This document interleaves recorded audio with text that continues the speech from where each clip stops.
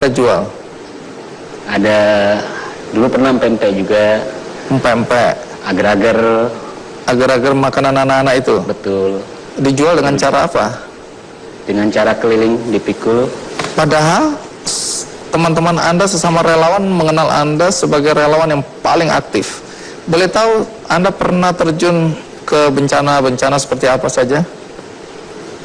Mulai dari gempa bumi, tsunami, longsor, banjir bandang. Itu di mana saja itu? Ya mungkin dari mulai Aceh sampai Papua. Lahar, Anda juga tidak kalah terkenalnya di kalangan relawan karena Anda juga ada di mana-mana. Nah, yang jadi pertanyaan saya pertama tentu adalah pekerjaan Anda apa sebenarnya? Tani. Baik, sebagai petani ya, di mana? Di Boyolali. Boyolali. Anda pemilik lahan atau Anda buruh taninya? Punya lahan. Punya lahan yang Anda garap sendiri? Punya orang tua. Ya, sebelum kita lanjutkan, tentu Anda ingin tahu lebih jauh, siap, menarik, petani dan pedagang asongan. Tetapi dua-duanya memiliki hati bagaikan malaikat.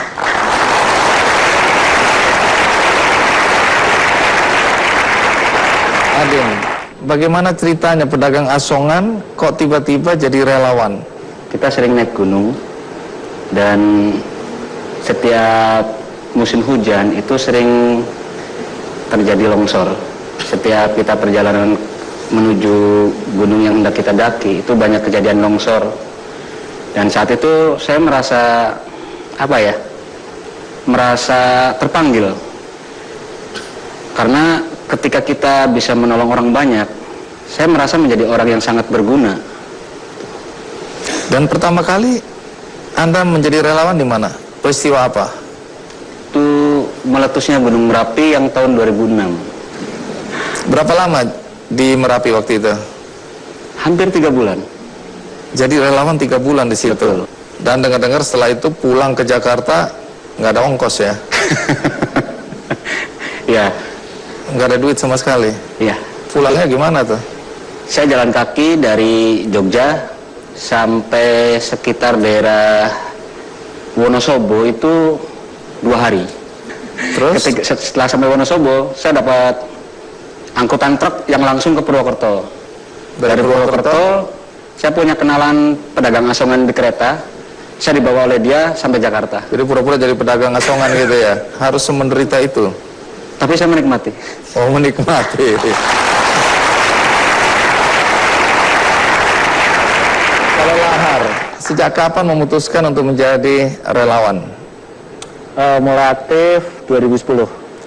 Kenapa? 2010 apa yang terjadi waktu itu? Karena bosan jadi korban. Oh, bosan jadi korban. Iya. Karena Anda anak Gunung Merapi ya? Iya. Nah, apa yang terjadi hari itu atau waktu itu? Kebetulan waktu itu kan yang diungsikan radius 25 kilo. Nah, itu sejarah pertama keluarga saya mengungsi. Jadi pertama ya cuma mengungsikan keluarga sendiri. Tapi karena ternyata banyak orang yang butuh bantuan, akhirnya ya udah saya ikut teman-teman gabung ke relawan, komunitas relawan sampai hari ini. Itu Merapi meletus tahun berapa itu? Yang 2010. 2010. Jadi langkah yang dilakukan Lahar waktu itu apa? Saya pertama itu lebih fokus ke keluarga waktu itu sebenarnya. Keluarga, terus ke lingkup satu kampung. Tapi karena ternyata banyak yang membutuhkan, akhirnya gerilya lebih ke satu kecamatan, satu ini. Akhirnya banyak yang ikut bantu di pengungsian tapi waktu itu masih. Tapi sebelum itu saya pernah baca bahwa Lahar dan teman-teman juga adalah yang menemukan 10 orang meninggal pada peristiwa Sinabung ya? Iya. Itu bagaimana ceritanya? Karena ketika Anda jelaskan bahwa ada 10 korban, ada 10 orang meninggal, banyak orang bilang, jangan bohong gitu ya? Iya. Apa yang terjadi waktu itu? Jadi waktu itu kan kebetulan saya di posko relawan di Kaban Jahe, terus ditelepon sama mahasiswa orang Kota Cane kalau nggak salah waktu itu. Ngasih tahu kalau teman-temannya nggak ada kontak, lost kontak gitu kan. Akhirnya dapat info jam 12 siang ada korban 4 orang yang udah meninggal. Terus saya ke Simpang Gurki namanya, sampai sana Ternyata nggak boleh masuk, semua orang nggak boleh masuk ke daerah Guru Kinayan itu. Karena berbahaya ya, itu Iya. erupsinya lagi. Terus kebetulan yang jaga portal waktu itu kenal saya, satu posko gitu kan. Terus ya udah, Mas Lahar naik aja katanya, masuk aja katanya. Anda kok nekat? Ya karena saya yakin masih ada korban di dalam. Terus? Akhirnya saya masuk sampai desa Sukamria. Saya pertama cuma melihat satu mayat itu. Terus saya masuk lagi, ketemu 2, masuk lagi, ketemu 3, terus masuk lagi, ketemu lagi 1 lagi, baru masuk lagi sekitar 500 meter ada 6 mayat berikutnya. Jadi total 10 mayat 10 mayat yang ditemukan. Iya. Tapi kenapa 10 orang itu meninggal ya? Nggak sempat lari atau memang mencoba bertahan? Karena nggak mungkin bisa lari. Jadi tempat itu saya pun misalnya waktu itu erupsi, saya juga nggak bisa lari. Jarak dari kawah kan cuma 2 kilo. Dan waktu itu saya perhatikan video guguran luncurannya itu cuma 70 detik. Jadi sekencang apapun kita lari udah pasti Nggak kalah akan itu ya. selamat. Nanti ceritakan lagi. Ya, kita lanjutkan. Ading, setelah erupsi Merapi, gempa di Jogja, itu kan pertama kali ya mulai terjun dan mulai kecanduan ya untuk menolong orang ini ya. Setelah itu ada peristiwa apa lagi? Pangandaran. Pangandaran, Apa yang terjadi di Pangandaran waktu itu? gempa dan tsunami, Berapa korban? Masih ingat? kurang lebih 700-an. Iya, dan itu gempa yang sangat menakutkan. Lalu apa yang Anda lakukan di sana? Saya evakuasi jenazah dari tempat ditemukan jenazah. Iya. Itu dibawa ke posko transit ya, karena yang memandikan jenazah waktu itu terbatas orang-orangnya.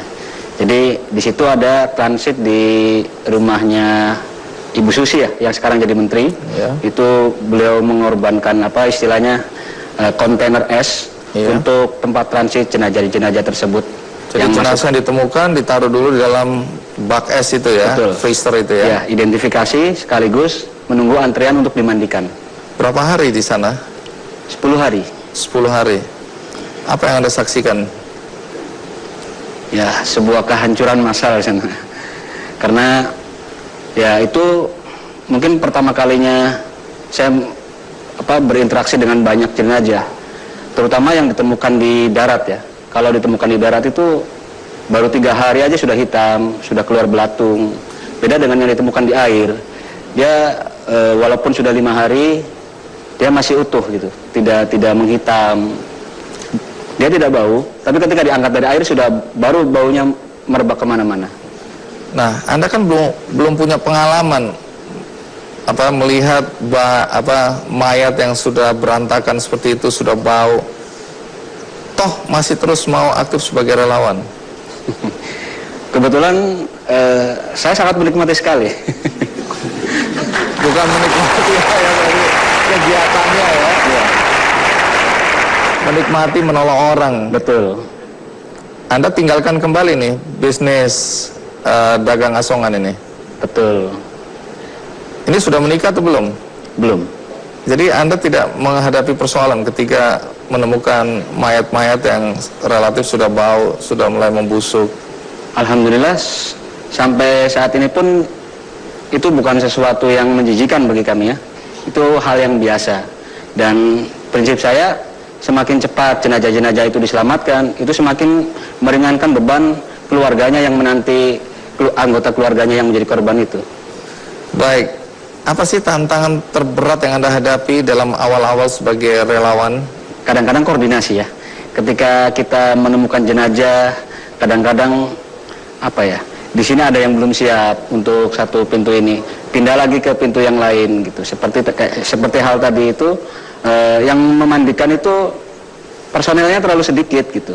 Otomatis banyak antrian yang menunggu di kontainer tersebut. Gitu. Lahar, waktu di Sinabung, kembali lagi Sinabung ya, tadi menemukan 10 jenazah. Nah, bukan cuma mengevakuasi jenazah, tapi Anda mencari bantuan, donasi ya. Iya. Waktu itu situasinya tanda kutip sangat berbahaya, tapi Anda masuk ke dalam, Anda foto-foto, fotonya dilelang. Iya. Kenapa harus seperti itu? Karena saya berpikir saya nggak punya apa-apa untuk membantu, saya nggak punya uang untuk membantu, Saya cuma punya kegilaan. Sampai sekarang ya? Alhamdulillah sampai sekarang masih gila. Jadi saya berpikir ini akan menjadi sesuatu yang wow gitu loh. Ketika gunung status awas, yang dimana seharusnya radius 5 kilo itu mengungsi semua, tapi saya naik ke puncak. Itu akan menjadi sesuatu yang istimewa, saya yakin itu. Walaupun membahayakan nyawa Anda. Tuhan itu selalu bersama niat baik. Jadi waktu itu naik motret dengan niat apa? Niat saya ingin menjual foto-foto itu. Untuk apa? Pengungsi. Kenapa harus sampai ingin membantu uang ke pengungsi? Karena sangat memprihatinkan pengungsi di Sinabung. Beda dengan di Jawa atau di tempat yang lainnya. Cara menjualnya gimana itu? Saya nggak berpikir sejauh itu waktu itu. Terus? Ya saya hanya berpikir niat baik pasti akan dapat jalan gitu aja. Ternyata bener, dapat jalan beneran. Akhirnya terakhir dibawa ke Jakarta, waktu itu dilelang di Taman Mini sama Yayasan Tanah Karo Menangis waktu itu. Lumayan dapat banyak. Berapa itu? Hampir 500 juta. Wow. Uangnya dipakai untuk apa? Lewat yayasan itu uang dipakai untuk beasiswa mahasiswa Karo yang terancam putus kuliah. Karena orang tuanya tidak bisa membiayai dia ya? Dan Sinabung itu memang sesuatu yang paling berharga buat saya juga, karena 8 bulan juga saya di sana. 8 bulan? Iya. Kenapa Lahar melanjutkan lagi untuk tetap jadi relawan padahal penderitaannya seperti itu? Ya karena bagi saya hidup itu bukan tentang seberapa banyak kita menerima, tapi tentang seberapa banyak kita memberi.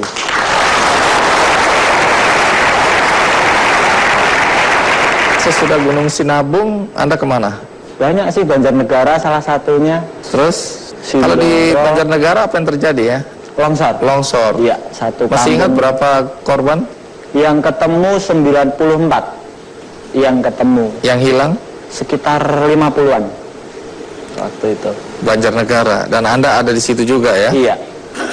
Baik. Ngapain di sana? Berburu Berburu apa? mayat. Seberapa pentingnya sebenarnya penemuan mayat-mayat ini? Bagi saya sangat penting. Kenapa? Karena udah kewajiban kita untuk sesegera mungkin mengebumikan mayat. Baik, masih banyak cerita ya. Untuk itu, terus ikuti Kik Andi, saya akan segera kembali.